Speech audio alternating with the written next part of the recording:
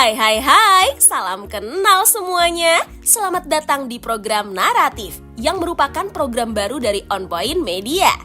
Hadir dengan menyajikan sejumlah informasi penting dan dikemas secara menarik dan lebih informatif.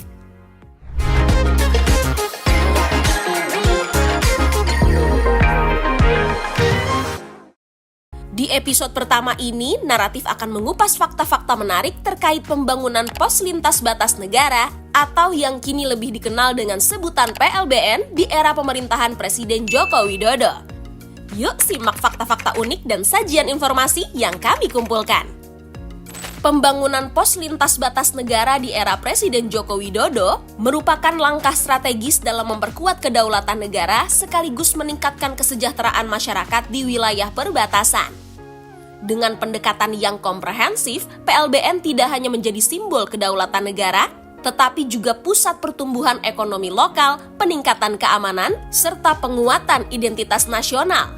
Pembangunan PLBN ini sejalan dengan visi Presiden Joko Widodo untuk menjadikan perbatasan sebagai garda terdepan negara, serta menciptakan pemerataan pembangunan di seluruh wilayah Indonesia.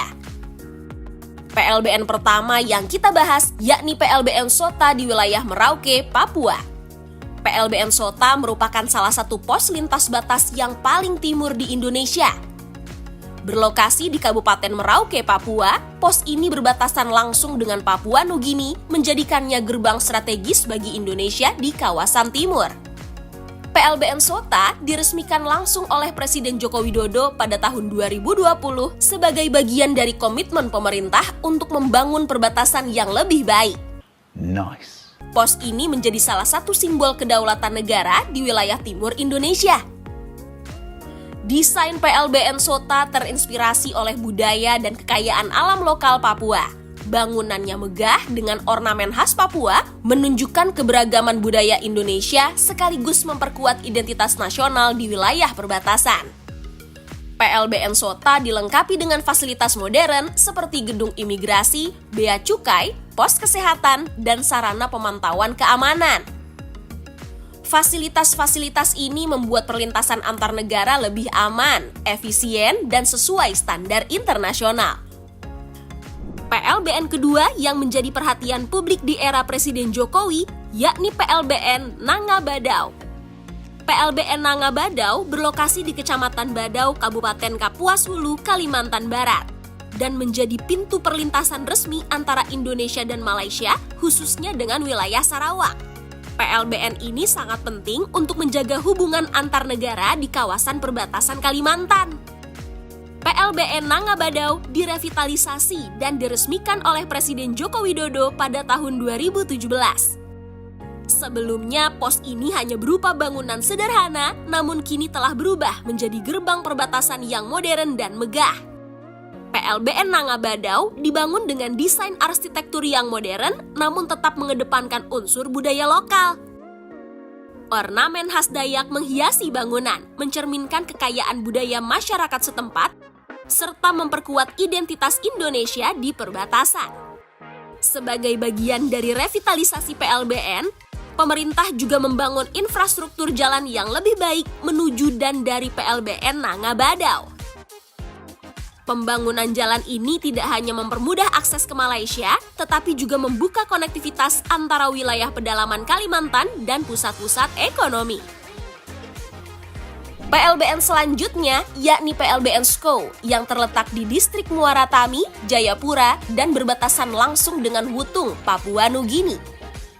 Pos ini merupakan salah satu gerbang lintas batas penting antara Indonesia dan Papua Nugini di bagian timur Indonesia. PLBN Sko diresmikan oleh Presiden Joko Widodo pada Mei 2017. Pembangunan PLBN ini merupakan bagian dari upaya pemerintah untuk memperkuat wilayah perbatasan Indonesia dengan memberikan fasilitas modern dan meningkatkan hubungan diplomatik serta ekonomi dengan Papua Nugini. PLBN Sko dibangun dengan desain yang megah dan modern, dilengkapi dengan ornamen yang mencerminkan kekayaan budaya Papua. Pos ini menjadi simbol kedaulatan Indonesia sekaligus kebanggaan masyarakat Papua sebagai bagian dari wilayah NKRI. PLBN Sko sering menjadi tujuan wisata bagi masyarakat setempat dan wisatawan. Salah satu spot foto yang ikonik adalah monumen Garuda besar di area PLBN yang menjadi simbol kedaulatan Indonesia di perbatasan. Selain itu, lokasinya yang indah membuat PLBN ini menarik untuk dikunjungi. Selanjutnya, pembangunan PLBN Serasan yang terletak di Pulau Serasan, Kabupaten Natuna, Kepulauan Riau. Wilayah yang berbatasan dengan Laut Cina Selatan dan perairan internasional. Lokasinya yang strategis menjadikan PLBN ini penting dalam mengamankan batas maritim Indonesia dan memperkuat kehadiran negara di wilayah perbatasan laut. Kehadiran PLBN Serasan memperkuat kedaulatan Indonesia di perbatasan Laut Natuna. Sebagai beranda depan negara, pos ini dirancang untuk mengamankan wilayah laut yang sering dilalui oleh kapal asing, serta untuk menjaga stabilitas perairan di sekitar Laut Cina Selatan. PLBN Serasan bukan hanya berfungsi sebagai pos pengawasan, tetapi juga sebagai gerbang perdagangan di wilayah perbatasan. Pos ini mendorong pertumbuhan ekonomi lokal dengan memperlancar arus barang dan jasa antara Natuna dan negara tetangga yang berbatasan. Kehadiran PLBN Serasan mendukung diplomasi maritim Indonesia, terutama dalam menjaga hubungan baik dengan negara-negara tetangga di wilayah perairan. Pos ini menjadi bagian penting dalam menjaga stabilitas kawasan dan memperkuat posisi Indonesia dalam isu perbatasan laut di tingkat internasional. Apresiasi yang tinggi patut diberikan kepada pemerintahan Presiden Joko Widodo atas pembangunan pos lintas batas negara yang modern dan representatif ini. Melalui PLBN, pemerintah telah berhasil memperkuat kedaulatan negara, memberikan fasilitas terbaik bagi masyarakat perbatasan, serta mendorong pertumbuhan ekonomi daerah terpencil.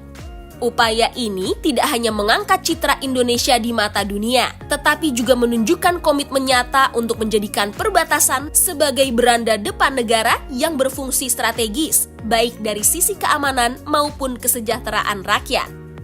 Itulah beberapa fakta menarik terkait keberadaan PLBN yang dibangun di era Presiden Joko Widodo.